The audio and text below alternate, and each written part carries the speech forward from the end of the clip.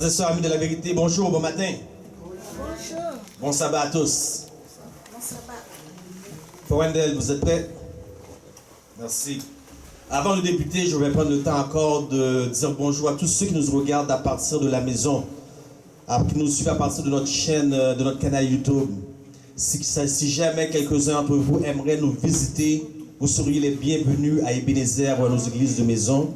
Comme d'habitude, notre technicien va laisser les coordonnées. Si vous avez besoin de quoi que ce soit, sachez qu'il y a 2 pasteurs à votre disponibilité à l'église Ebenezer aussi.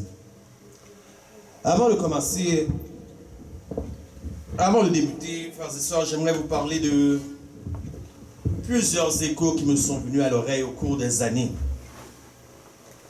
Et l'une d'elles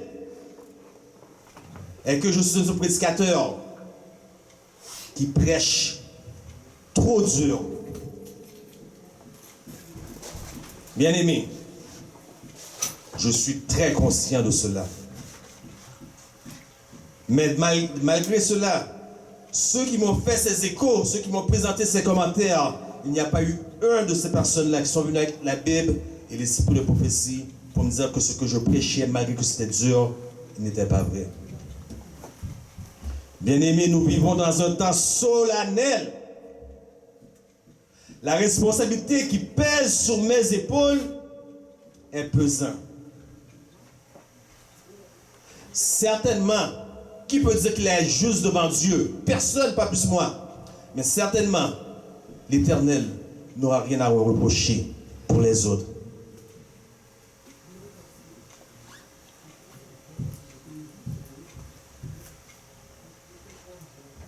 Tout pasteur, prédicateur, évangéliste devrait avoir seulement une requête à faire à l'Éternel. Comme Salomon a fait, Seigneur, enseigne-moi comment diriger ce peuple. Et Dieu a dit, ce que tu m'as demandé est bien. Puisque tu n'as demandé ni or, ni argent, je vais te donner cela en surplus. Amen. Ça veut dire, lorsque je viens sur la chair ici, vous pouvez vous assurer, être sûr, devant l'Éternel, Dieu même, que avant que je sois sur la chair, que je monte sur la chair comme je fais ce matin, que mes genoux, il y ait de la corde. Vous pensez que je suis venu parler de mes affaires à moi? Si je n'étais pas à genoux, luttant, Père, que dois-je montrer à tes enfants? Que dois-je prêcher? Alors, si nous parlons de mes messages-là, parle avec bon Dieu. Amen. Pour vous qui nous regardez à la maison, bien-aimés, vous devez comprendre que Jésus a une parabole intéressante à ses disciples. Il a dit que le bon grain, l'herbe va croître avec l'ivraie. Et les disciples ont dit, d'abord nous allons les arracher. Et Jésus a dit, non, laissez-les croître ensemble. De peur qu'en les arrachant, nous arrachons aussi le bon grain. Bien-aimés, soyez fermes dans votre salut. Soyez fermes dans ce que vous croyez. Ne laissez pas une partie d'un message, utiliser une partie d'un message pour sortir de l'église. Si vous faites ça, ça veut dire que vous étiez rentré pour des faux motifs.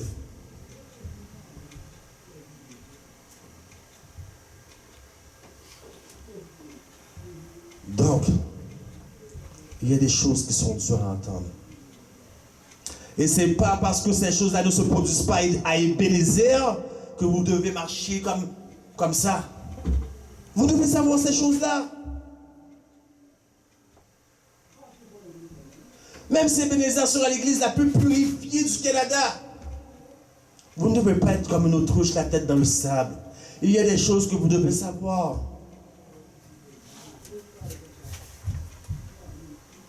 Vous devez savoir ces choses-là. Donc, ce matin, nous allons parler d'un sujet très, très dur, un sujet extrêmement délicat. Ça va être la suite du message de la semaine passée, les nabotes spirituels. C'est une suite, c'est la deuxième partie. Donc ce matin, le message s'appelle les nabotes spirituels et la dîme. Un message qui va faire couler beaucoup d'encre. Et bien aimé, ce que vous devez savoir, c'est qu'à chaque fois qu'il se produit un petit scandale ou un gros scandale au sein de l'Église, il faut arrêter cette histoire de filtration jésuite. C'est vrai qu'il y a eu de l'infiltration jésuite dans nos rangs. Mais la première chose que les gens voient quand il se passe quelque chose dans l'Église, jésuite. Oubliez ça. Il n'y a pas juste des jésuites, il y a des hommes, des dirigeants non sanctifiés que l'Église a voté au pouvoir. Amen. Il y a des dirigeants qui ne connaissent même pas leur Bible.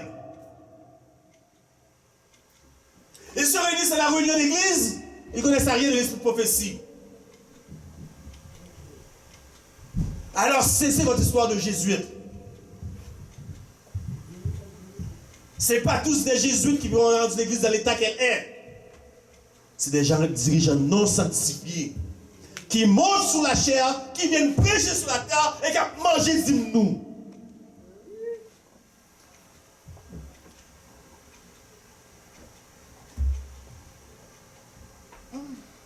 Bien aimé,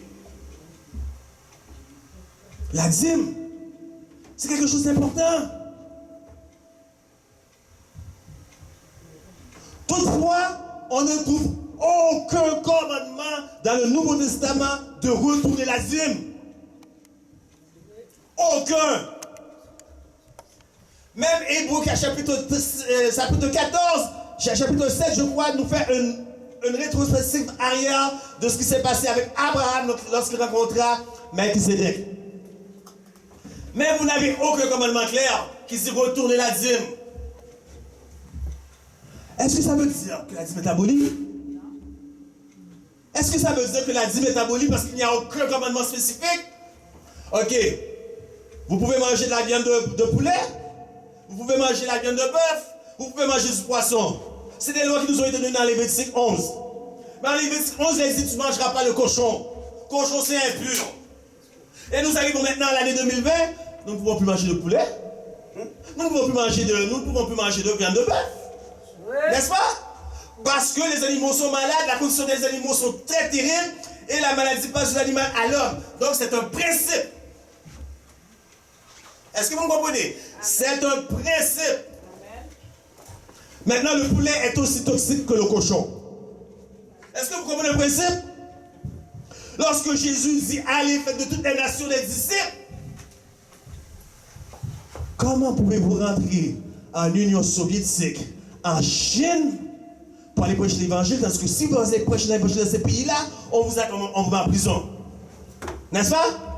On vous arrête, on vous met en prison. Mais envoyez un missionnaire médical. Il va faire une œuvre spécifique, spéciale. En même temps, il donne une leçon biblique. Mais ça prend de l'argent pour envoyer ce missionnaire-là. Où vous allez trouver l'argent? Vous me dites la dîme est abolie. Où allez-vous trouver l'argent? Ça prend de l'argent. Maintenant, à l'éternel, la terre, ce qu'elle renferme, le monde, tout ce qui est dans le monde. Donc, tout est à l'éternel. À tel point que l'éternel dit, si des grands goûts, tout est à l'éternel. Donc, qui sommes-nous? Des gestionnaires. Vous avez bien entendu parler de l'économie chrétienne, des gestionnaires. Voilà qui nous sommes. Mais comment mangerons-nous les biens de l'éternel? Nous payons la dîme qui va servir, et les offrandes qui vont servir aussi pour l'église locale. Écoutez, c'est pas parce que ça ne se passe pas que c'est comme ça, je dis. Vous devez savoir. Peut-être vous êtes l'exception, mais vous devez savoir ces choses-là.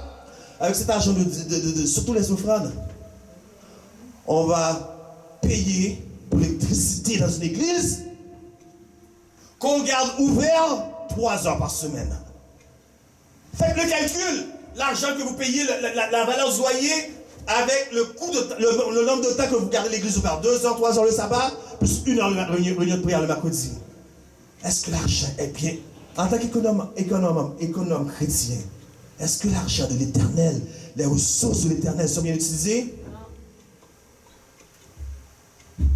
Vous pensez acheter la bénédiction de l'Éternel en retournant vos dîmes? À tel point que si nous retournons les dîmes, il y a des gens qui ne peuvent pas position l'église. Et ne me dites pas que j'ai tort. Vous pensez que lorsqu'on ne vérifie pas qui retourne, qui est fidèle, qui n'est pas fidèle? On pense acheter une position à l'église avec nos dîmes et nos offrandes, comme si vous pouviez acheter la bénédiction de Dieu. Dieu n'a pas besoin de votre argent. Voilà pourquoi la Bible dit, nous te retournons ce que nous recevons de toi. Vous pensez être capable d'acheter l'Éternel avec votre argent? L'Éternel lit les cœurs. L'Éternel lit les cœurs de tous et chacun. Je vous mets au défi. Faites comme moi.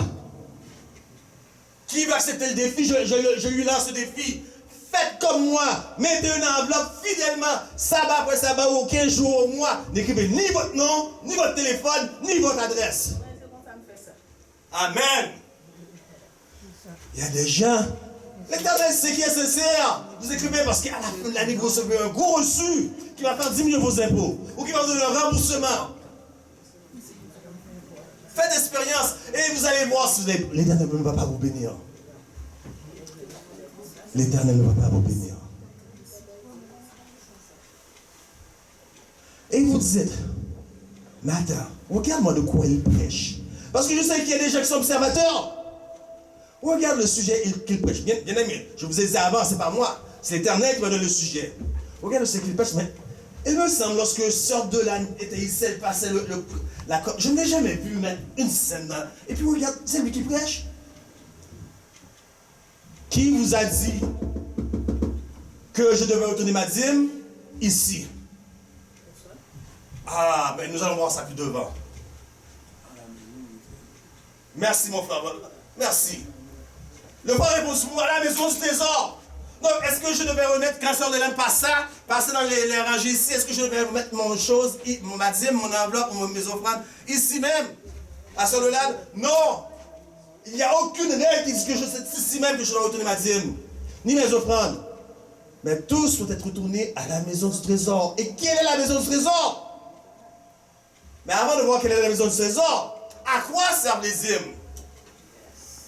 Malachie 3:10. Apporter à la maison du trésor toutes les dîmes afin, à quoi servent les dîmes? Afin qu'il y ait de la nourriture dans ma maison. Mettez-moi de la sorte à l'épreuve de l'Éternel des armées, et vous verrez si je n'ouvre pas pour vous les écluses des cieux, si je ne répands pas sur vous la bénédiction en abondance. Pourquoi retourner la dîme? Quelle est la fonction de la dîme? Afin qu'il y ait de la nourriture dans ma maison. Voilà pourquoi nous retournons la dîme. Non pas pour acheter une position à l'église. Non pas pour faire baisser notre revenu brut pour avoir un retour d'impôt ou absorber dans les impôts. La dîme sert afin qu'il y ait de la nourriture dans ma maison. Bien-aimés, est-ce qu'on retrouve de la nourriture aujourd'hui dans la maison de l'Éternel? Laissez-moi vous suggérer qu'il y a une sécheresse. Une sécheresse.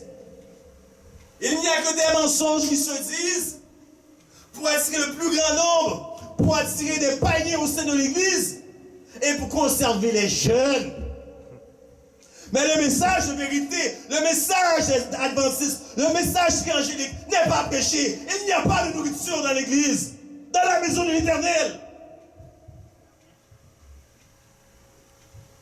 L'année passée, à pareille date, j'ai prêché 9 sabbats consécutifs. Sans compter les sabbats que j'ai prêchés avant et sans compter les sabbats que j'ai prêchés après. 9 sabbats consécutifs. Et il y a eu beaucoup de visiteurs. Beaucoup de gens sont venus me voir pour me faire des éloges. Je n'ai jamais entendu prêcher comme tu as prêché. Merci pour les éloges. Mais ce que vous ne savez pas, c'est dans quelles conditions ces sermons-là vous êtes parvenus. Puisque je travaillais de nuit. Le soir, je finissais de nuit à 2h du matin. Pas d'autobus, pas de métro. Je dormais très peu. Et que chez moi, je devais retourner de Fatima jusqu'à marcher jusqu'à Brossard parfois. En hiver, pleine tempête, Brossard. 2 heures de marche, 2 heures retourner. Pour que vous soyez bien nourris. Et je n'ai pas été payé une scène pour ça. Amen. Bien aimé, ce n'est pas le reproche que je fais. Je ne suis pas en train de vous dire que vous aurez dû me payer ou me donner de l'argent. Ce que je vous dis, c'est que je n'ai pas été payé une scène pour ça. Et vous avez été richement nourris. Bien aimé, il y a des pasteurs qui sont payés uniquement pour ça, pour nourrir le peuple. Avec vos dîmes et vos offrandes. Il n'y a pas de nourriture dans la maison. Parce que ces pasteurs-là se paient eux-mêmes en mangeant la laine sur le dos des brebis. L'ancien, lui, il peut y travailler, qu'il soit voté ou qu'il soit consacré, il peut y travailler. Mais celui qui est pasteur doit se concentrer 100% à l'œuvre. Il n'a pas le droit d'aller trouver un travail chez IGA ou peu importe l'endroit. Dans une manufacture, il n'a pas le droit. Il est consacré uniquement à l'œuvre et il n'a pas qu'à porter manger dans la maison de l'Éternel là.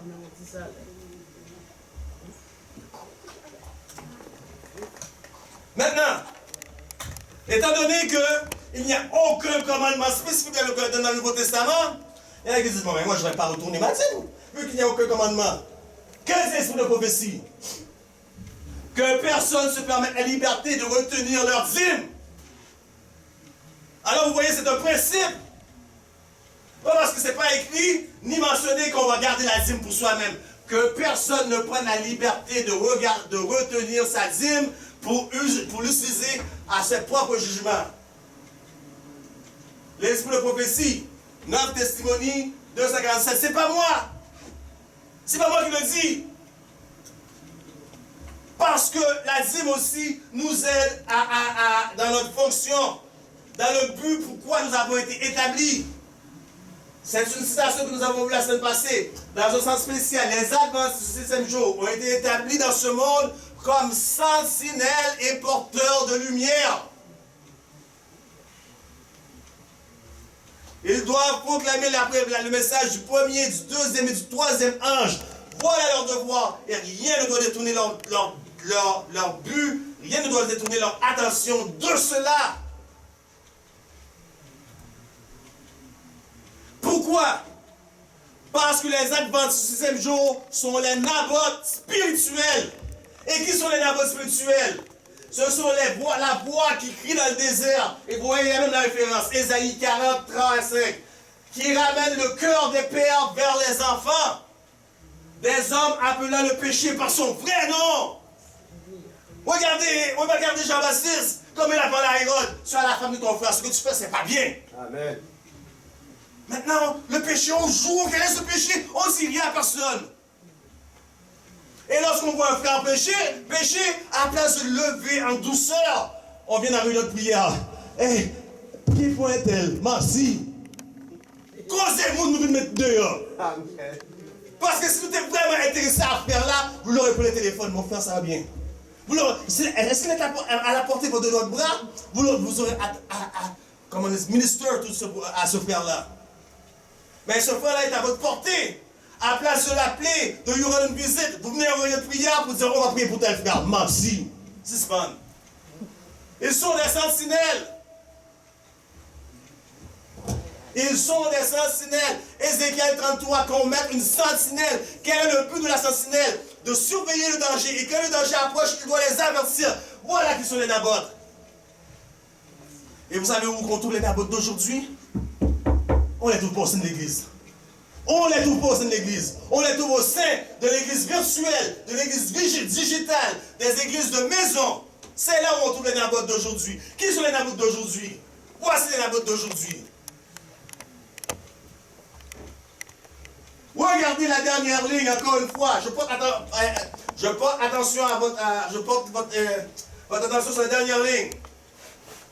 Regardez la dernière ligne. Tous des laïcs.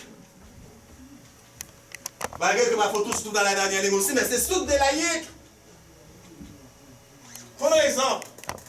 Un frère que vous connaissez, j'espère bien, parce qu'au Québec, il est très populaire. Frère Mon Désir.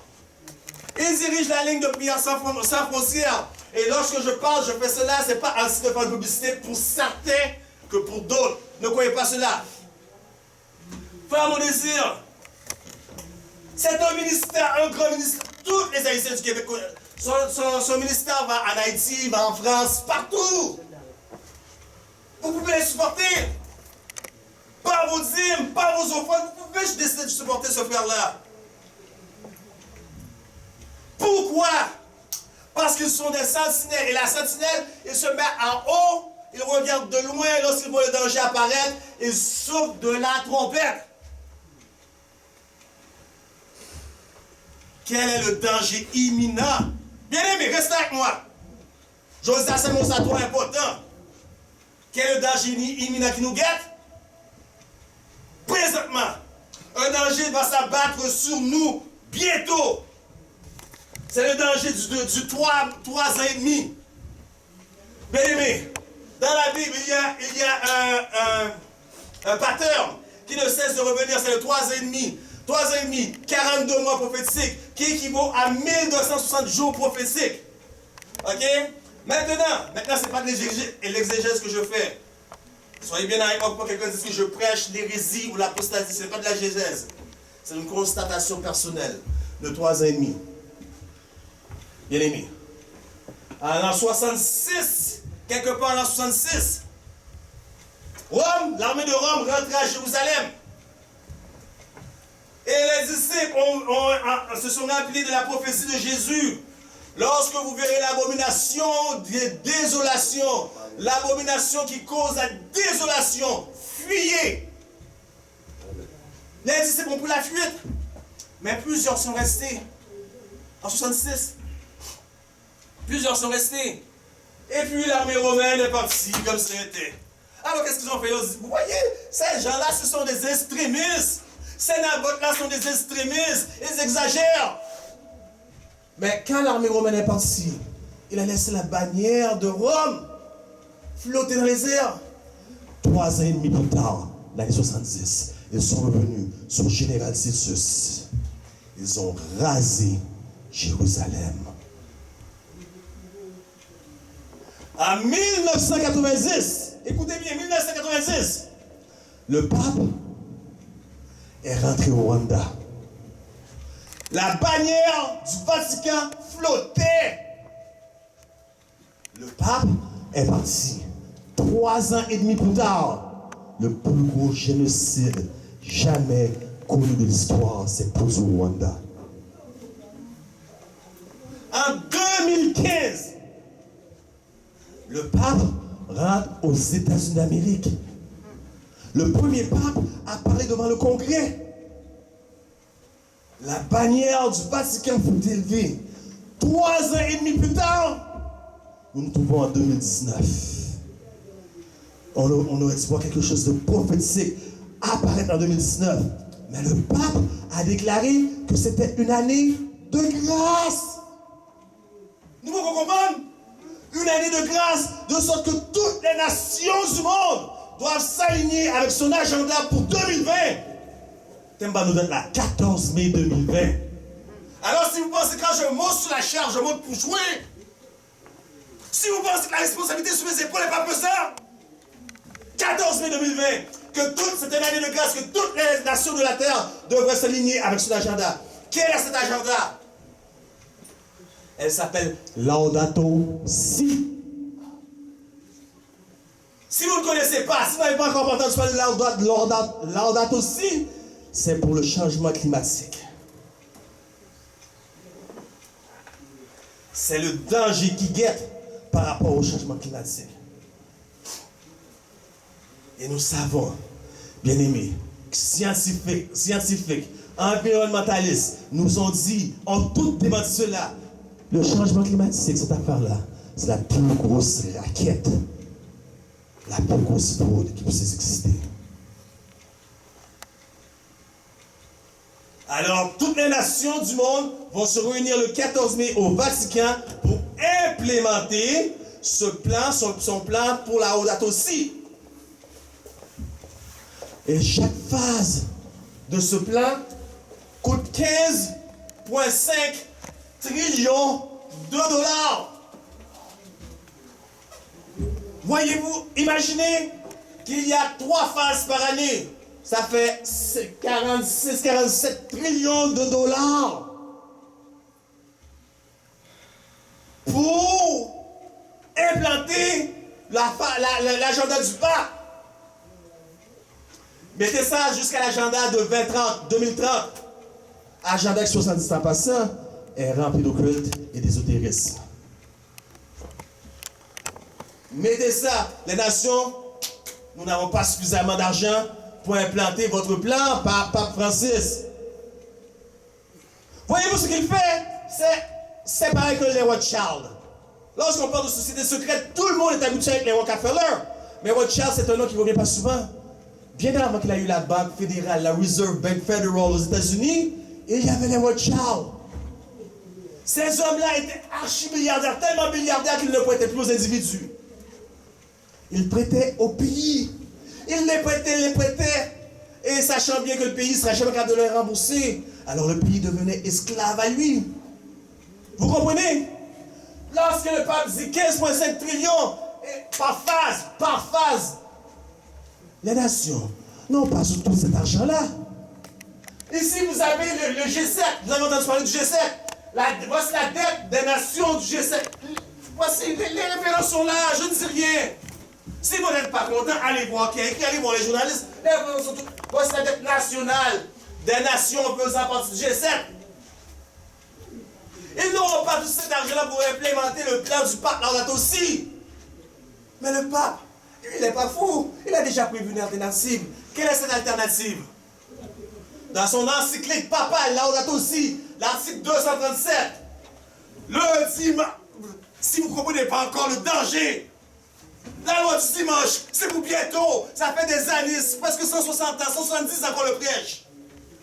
Le dimanche, la participation à l'Eucharistie a une importance spéciale. Ce jour, comme le sabbat juif, est offert comme le jour de la purification des relations de l'être humain avec Dieu, avec lui-même, avec les autres et avec le monde. Le dimanche est le jour de la résurrection, le premier jour de la nouvelle création dont les prémices sont l'humanité ressuscitée du Seigneur, gage de la transfiguration finale de toute la réalité créée. Entre autres, ce jour annonce le repos éternel de l'homme en Dieu. Vraiment, bien aimé, depuis que j'ai commencé à lire là, dites-moi au moins que vous avez au moins 4 erreurs théologiques. S'il vous plaît. Sinon, vous pouvez être 6. De cette façon, la spiritualité chrétienne intègre la valeur du loisir de la fête. Bien aimé, voici la source, oui. Direct du Vatican. Nous ne pouvons pas dire l'inventer. Direct, mais sous cela. Une loi du dimanche arrive.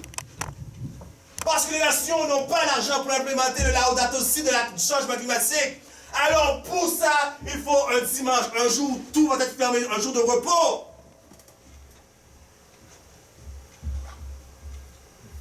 Est-ce que vous pensez que les nations vont mettre le 15,7 millions? Ils vont mettre une loi nationale du dimanche. Hey! Qu'est-ce que vous pensez que les nations vont faire? Une loi nationale du dimanche. Une fois le 14 mai qui se sont rencontrés, combien de temps ça va prendre à faire déplanter cette loi? Parce que Croatie ont déjà une loi nationale du dimanche, oui. Italie a une loi nationale du dimanche, oui. Aux États-Unis, depuis 1870 à peu près, non, pas 1700. Ils ont une loi du dimanche qui s'appelle le Blue Law aux États-Unis. Sauf que nous avons vu la semaine passée qu'il y a une constitution qui est anticonstitutionnelle. Voilà pourquoi ils ne peuvent pas l'implémenter. Mais là, avec ce que je viens de lire, avec ce que je viens de vous expliquer, combien de temps Et lorsque vient alors dimanche, Jésus dit dans l'esprit prophétique, courir. Dites-moi, qu'est-ce que vous avez fait avec l'agenda Zim? Avez-vous été déjà préparé pour fuir?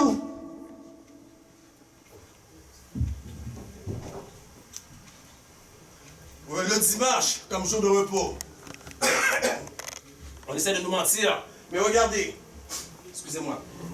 J'ai offert à Maître Prise la somme de 1 000 $ à toute personne qui pourrait me prouver à partir de quoi? À partir de la Bible, que je dois sanctifier le dimanche. Il n'existe aucune loi de la sorte dans la Bible. C'est une loi de la seule Église catholique. La Bible dit, souviens-toi du jour de repos pour le sanctifier. L'Église catholique dit non. Par mon pouvoir divin, j'abolis le jour du sabbat et je vous ordonne de sanctifier le premier jour de la semaine. Voici la référence. Je n'invente rien. Si vous n'êtes pas content après moi, allez voir ceux qui l'ont écrit de l'Église catholique. De cette même Église catholique, vous avez accepté votre dimanche et celui-ci comme le jour du Seigneur vous a été transmis comme quoi? Tradition. Et le monde protestant tout entier l'a accepté en tant que tradition. Pour voir la maison qui m'écoute, vous êtes intelligent là. Vous préférez écouter la Bible ou la tradition des hommes? Vous êtes intelligent à la maison, regardez. On parle de vous, le monde protestant. C'est un parenthèse pour à la maison que vous écoutez. Regardez, le samedi est-il le 7e jour selon la Bible et les 10 commandements? Je réponds oui. Dimanche est-il le premier jour de la semaine et l'Église a-t-elle changé le 7e jour? Samedi pour le dimanche, le premier jour. Je réponds oui. Christ a-t-il changé le jour? Je réponds non. Partout, la Bible oblige à la sanctification du samedi, le 7e jour de la semaine. Vous, protestants, devez admettre l'autorité de l'Église catholique romaine qui vous a marqué lorsque vous sanctifiez le dimanche, parce que vous n'avez aucune autre autorité pour l'observer que celle de l'Église catholique romaine. Question, quel est le jour du sabbat? Réponse, samedi est le jour du sabbat. Question, pourquoi observons-nous le dimanche au lieu du samedi? Réponse, nous observons le dimanche au lieu du sabbat parce que l'Église catholique, lors du conseil Laodicée, transféra cette solennité du samedi au dimanche. Voilà la référence. Écoutez bien, pour voir la maison que vous écoutez, soyez attentifs à la maison. Si la Bible est le seul guide des chrétiens, alors les adventistes, aïe, c'est pas moi-même qui dis, c'est pas moi qui le dis, les adventistes du 7e jour ont raison d'observer le samedi comme les Juifs. Voyez-vous la conférence Conway 1903, édition page, tout est là. Tout est là. Alors, vous allez écouter le pape qui va dire à toutes les nations, ok, faites ceci, c'est la seule façon de soigner la planète. Un jour de repos, on va mettre le dimanche. Vous allez écouter le pape. Voici l'Antéchrist. Voici l'Antéchrist. La Bible nous dit, Apocalypse 13, 18, qu'il a un nombre. C'est un nombre d'hommes. Et ce nombre est 666. Le titre papal est Vicarius Filii Dei, qui veut dire vicaire du Fils de Dieu. Vraiment? Ça veut dire qu'il y aurait Dieu le Père, Dieu le Fils et Pape Francis?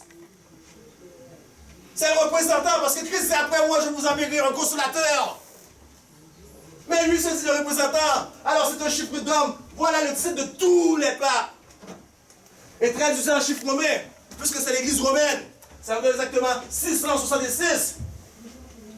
Puis ici, il ne faut pas juste avoir la victoire sur l'Antéchrist, sur la bête, ni sur son nombre, mais aussi sur l'image.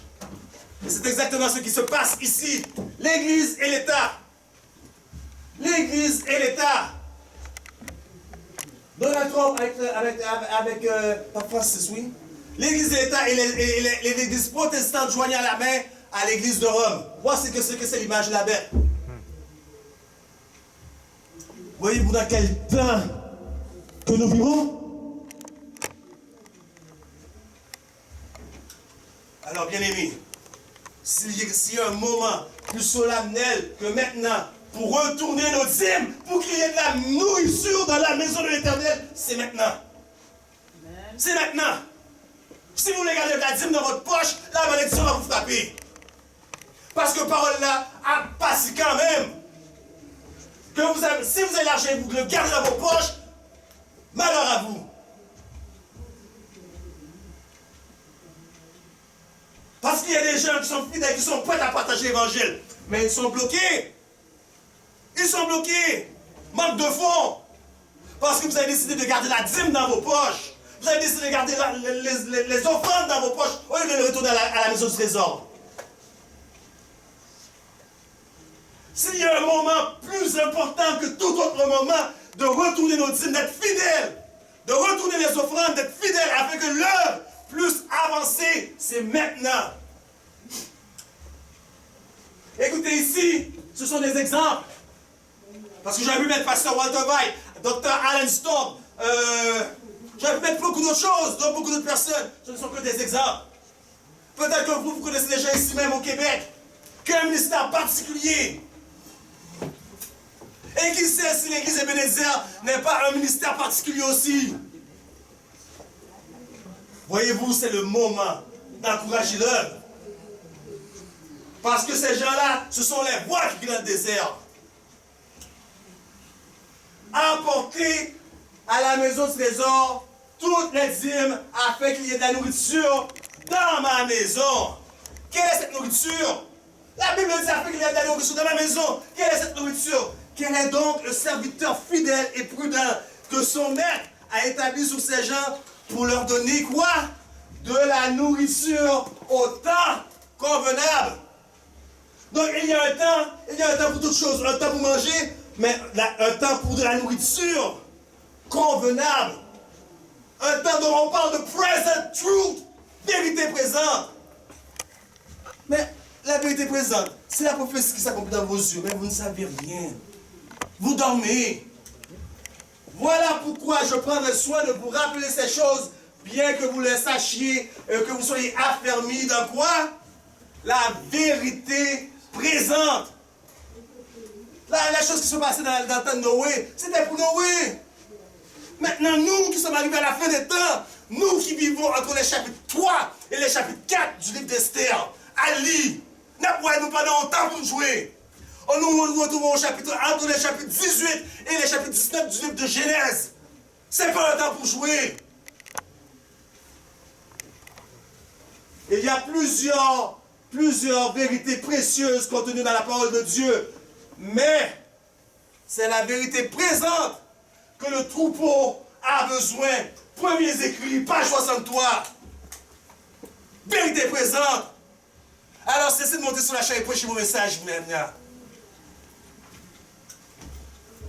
Vérité présente. Qu'est-ce qu'on fait avec les dîmes et les offrandes? Un exemple. Advent Health. Advent Health. Laissez-moi vous expliquer quelque chose. Bien-aimés, lorsque nous parlons de vérité présente, c'est le message triangélique, oui? Et l'un des plus importants du message triangélique, c'est le message du troisième ange, qui est la justification par la foi et la réforme pro-salut ou la réforme sanitaire. Il y a un département au sein de la conférence générale qui s'occupe de tout ce qui est santé par rapport au message du troisième ange, Advent Health. Et que font-ils et où trouvent-ils l'argent pour financer leurs choses? Advent Health. Qu'est-ce que c'est ça? Qu'est-ce que c'est ça, frère? Une voiture de sport. NASCAR. Regardez qu'est-ce qui est écrit sur la voiture de sport. Donc, les pilotes de course comme la Formule 1, comme le Grand Weekend que nous avons ici, c'est exactement ce qu'ils font. Voilà ce qu'ils font. Quand est-ce que se déroulent ces courses? Vendredi et samedi après-midi, 3 heures.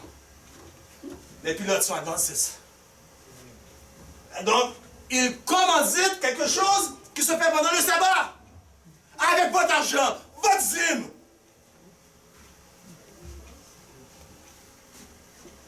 Regardez en hockey. Advent Health. Est-ce que vous voyez bien? Le commanditaire. Advent Health. Regardez en bas le gros drapeau. Vous pensez que c'est les couleurs de l'arc-en-ciel lorsque Dieu allait détruire la terre? Ces couleurs-là, c'est les couleurs de LGBTQ. L, lesbienne, G, gay. B, bisexuel. T, transsexuel. Le Q, je ne sais pas. J'espère que c'est pas pour Québec. LGBTQ. Et qu'ont-ils fait? Ils ont fait une donation de 1 million de dollars pour un monument gay. Hey! Avec vos dîmes et vos offrandes, que Dieu les chastise. Mais c'est parce que les hommes font telle chose que nous devons approuver qu'est-ce qu'ils font.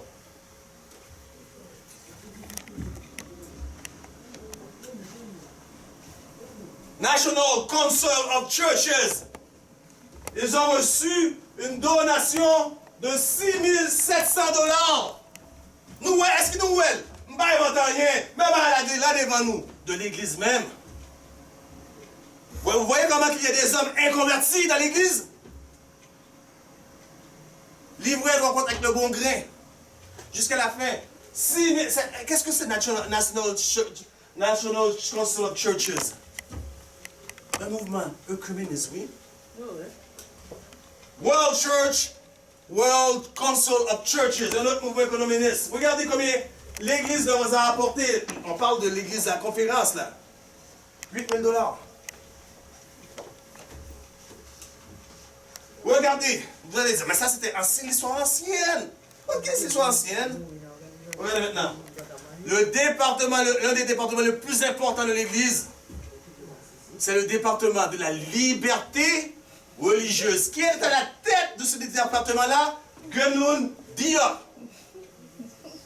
Genoun Diop. Regardez, les images parlent pour d'elles-mêmes. Ce sont tous des rencontres œcuméniques. Mais attendez, vous pensez lorsqu'il va dans ses voyages-là, il sort l'argent de ses poches pour payer l'hôtel pour manger? Qui paye, qui finance ces choses-là?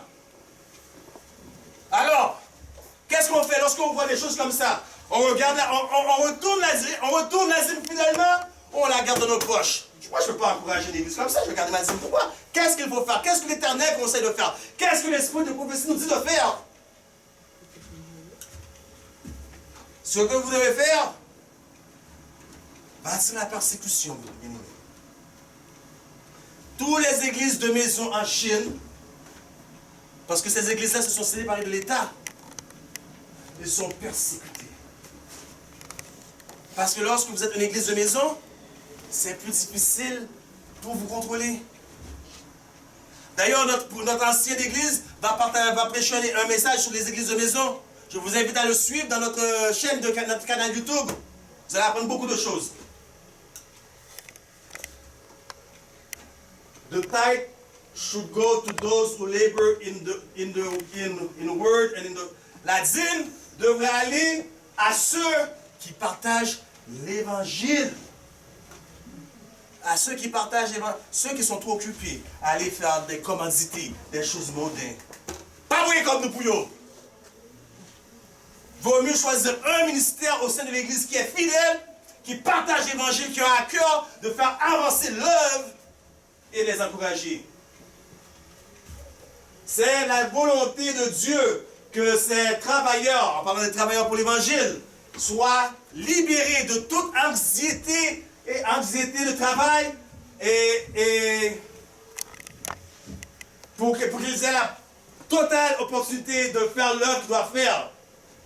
En d'autres mots, si vous avez, on va dire pasteur de Saline, il travaille dans une manufacture X. Un exemple, si vous êtes capable par vos 10 000 offrandes de le soutenir, afin qu'il n'ait plus à travailler, mais qu'il puisse consacrer 40 heures par semaine chez lui, à travailler afin de nourrir le troupeau, faites-le. C'est ce que dit et tout ce que dit la prophétesse, la Bible dit. 2 Corinthiens 9, 10 à 14. Ou 1 Corinthiens. Ou 14. Je vais revoir ça.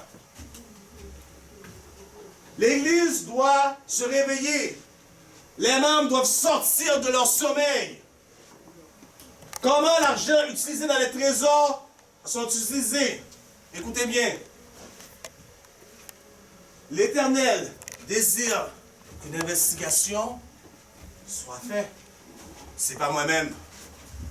Qui? L'Éternel désire qu'une investigation soit faite. Donc, Donnez pas aveuglement. Vous devez savoir où va votre argent, comment utiliser votre argent, puisque vous donnez volontairement comment et où, comment utiliser l'argent. Les églises doivent se réveiller et commencer à demander comment l'argent que nous mettons dans la trésorerie est-il utilisé. Le Seigneur désire qu'une recherche étroite soit faite. Êtes-vous satisfait de l'histoire du travail des 15 dernières années? Où est la preuve de la collaboration avec Dieu? Qu'est-ce que c'est, page 120? Je n'invente rien. Comme il y avait des malheurs déclarés, des malédictions déclarées sur ceux qui prêchent l'Évangile, il y a aussi des malheurs déclarés sur ceux qui prêchent l'Évangile et qui ne sont même pas sanctifiés. Ça veut dire qu'ils passent à manger du nous au fond, nous ne pas même sanctifiés. Malheur à eux. C'est ça que disait l'esprit de prophétie. Tout est là. Je n'invente rien. Le storehouse, la maison du trésor, is seen as rendering into God's treasure to support the cause of God for the extent. Ok, la maison du trésor, c'est là où est-ce que tout doit être déposé pour étirer comme une extension du travail de l'œuvre de la vérité pour Dieu. Nous achevons.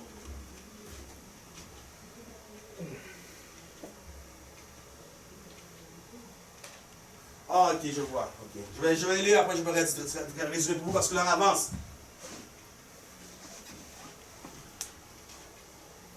Ok. Vous ne pouvez pas dire, ben, je ne sais pas où envoyer ma dîme, donc j'ai besoin de permission spéciale. Qui a dit que j'ai besoin de la permission spéciale? Vous voyez un besoin? Remplissez-le. D'ailleurs, les Noirs aux États-Unis étaient comme pas bien vus. Puisqu'il y avait les États-Unis étaient une nation de ségrégation.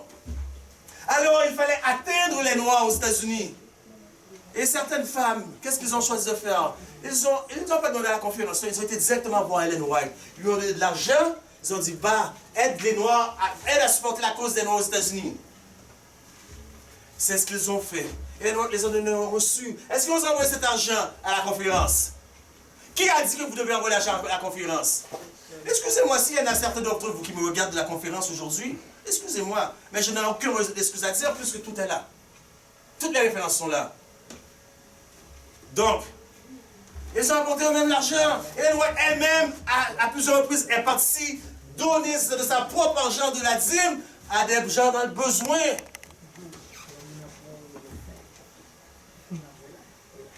La dîme, c'est un principe pour supporter l'œuvre. Et il a dit qu'il y a une bénédiction. Voyez si je n'ouvre pas les écluses des cieux. Quelle est cette bénédiction? Oh, depuis que je paye la dîme, moi je ne suis pas tombé malade une seule fois. Je n'ai jamais rien manqué. Mais qu'est-ce que vous dites à ceux qui payent la dîme fidèlement et qui sont malades? Qui n'ont pas d'argent? Quelle imaginez-vous de Dieu quand vous dites des choses comme ça? Vous croyez que la bénédiction c'est de n'être jamais malade? C'est de ne pas manquer de nourriture à la maison? C'est pas ça! La bénédiction c'est, l'Éternel dit, voyez, si je n'ouvre pas pour vous les écluses des cieux. Bonne nouvelle! Quittez Moussaïou prêcher. Quittez Moussaïou pour nous manger en temps voulu. Laissez des gens comme moi, des fois comme Alec, j'aime ses prédications. Lorsqu'il enseigne. Des fois comme Wendell. Voyez, vous allez voir si la bénédiction ne va pas tomber sur vous. Quelle est cette bénédiction? Les écluses des cieux. Les écluses, à quoi ça sert? Ça sert à bloquer l'eau. Est-ce que vous comprenez? Les écluses servent à bloquer l'eau. Ça veut dire que la bénédiction ne va pas tomber comme une petite goutte d'eau. Cette goutte d'eau, après une petite goutte d'eau, on se la pluie. Ça va tomber comme un déluge. Et vous savez c'est quoi? La pluie. La pluie de l'arrière-saison.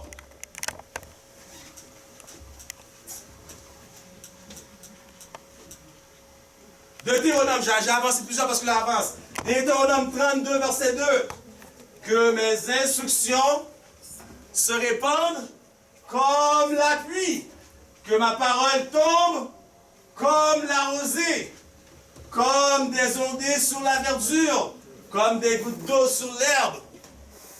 La pluie de l'arrière-saison. Mais vous persécutez ces gens-là. Comme Ahab, vous dites, es-tu le troubleur d'Israël? Pourquoi? Parce que vous n'êtes pas capable de reconnaître la dernière saison qui est en train de tomber présentement. On voit tout ça comme quelque chose dans le futur, quand c'est le temps de détresse, et puis je vais envoyer la pluie dernière saison. La pluie dernière saison tombe présentement, oui. Amen. Présentement alors, même que je vous parle, la pluie dernière saison tombe, mais vous n'êtes pas capable de le reconnaître. Ça prouve qu'il est sanctifié, qu'il n'est pas sanctifié. Car il faut une personne sanctifiée pour en reconnaître un autre. Regardez, seuls ceux qui vivent à la lumière reçue recevront une plus grande lumière, à moins que nous nous progressions quotidiennement dans l'exemple actif des vertus chrétiennes. Nous, écoutez bien, nous ne reconnaîtrons pas la manifestation du Saint-Esprit sous la pluie de l'arrière-saison. Elle peut tomber sur les cœurs tout autour de nous, mais nous le discernerons ni la recevrons. C'est pas moi-même qui dis là. Alors, bien aimé, il y a des tribus dans le monde où c'est très difficile d'entrer. On envoie un missionnaire, il amène avec lui 200 radios, et la seule opportunité que ces gens-là ont pour écouter l'évangile, c'est par la radio. Mais les 200 radios qu'on va acheter, où on va trouver l'argent? Continuez à garder les dîmes dans vos poches, moi je ne vais pas tout les dîmes moins. Continuez à garder vos offrandes dans vos poches. Voyez si la bénédiction de Dieu ne va pas tomber sur vous. Parce que tu avais la guerre pour le faire quand même. Que vous gardez ou que vous retournez votre argent, tu avais la guerre pour le faire quand même. Que ce soit par moi, par des pasteurs comme Dessalines, par des pasteurs comme Romney, par des frères comme Wendell ou par des frères comme Alex, tu avais la guerre pour le faire quand même. Alors, si tu avais la pasteur faire quand même, encouragez vos églises. Que Dieu vous bénisse. Amen. Amen. Amen.